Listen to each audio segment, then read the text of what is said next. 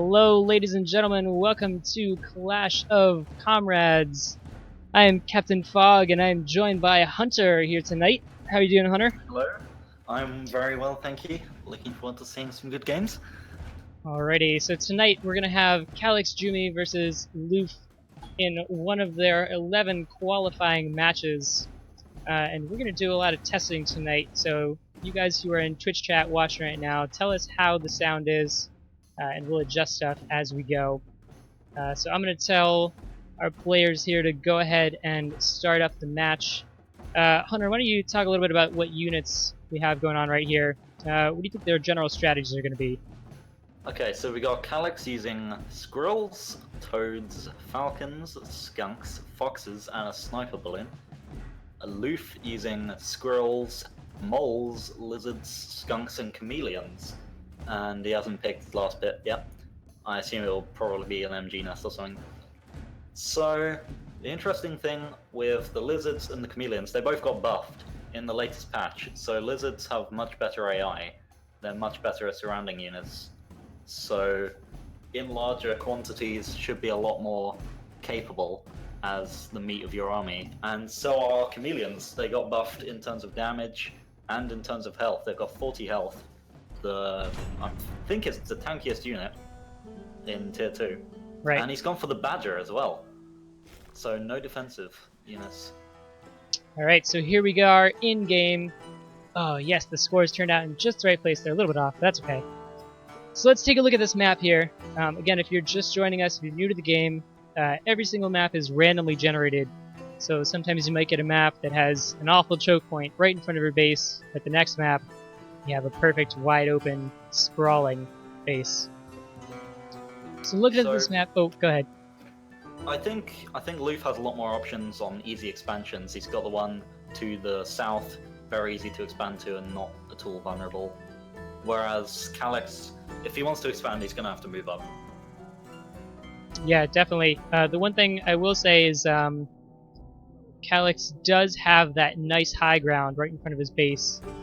So in terms of defensive structures, if he had... Oh, actually... Oh, he's got that sniper balloon, yeah. So having that sniper balloon on that high ground could protect this windmill right here. That's just to the southeast of his base. But again, that base in the west is in a pit, so it's going to get picked off real easy by anything that is on that high ground. So I'm looking here. I believe Calix went 5 or 6 farm squirrel. That's a very early build. Loof looks like he's going with more of a traditional 7 farm into 2 warrens. Loof does have those lizards, whereas Calix is going for squirrels.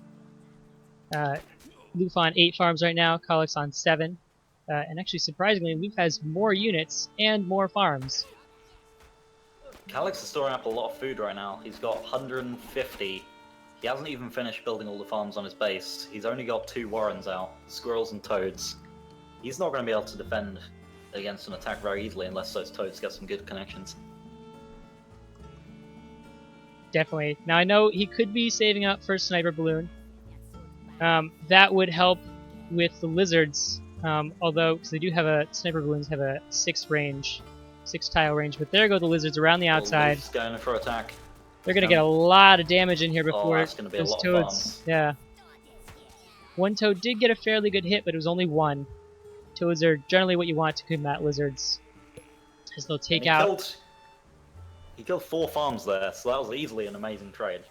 Definitely. Looking at this army value graph, though, Loof is very far ahead with twice the army value. And those lizards are just going to keep pounding on the defenses, especially with only 3 squirrels and 3 toads. I do see... Calix has built a falcon nest as well. That's going to go down really quickly. Oh no, it was almost out. So good scout by Loof on that front. That would have actually done a lot of good for Calix to try and get him back in the game, but alas, it was not to be. Needed a few more tier 1s to actually defend. And Loof's got the economic advantage at this point, and he's got the military advantage. He could do pretty much whatever he wants now. He could expand if he wanted to and just play defensive for a bit, or he could just keep going in and harassing whenever he wants. He's got all the options available. And here they come. That's the Looks last like it's farm gonna is be a down. GG, let's be honest. Indeed. Especially even if he loses this entire lizard army, he's got 10 farms going right now. He has that expansion.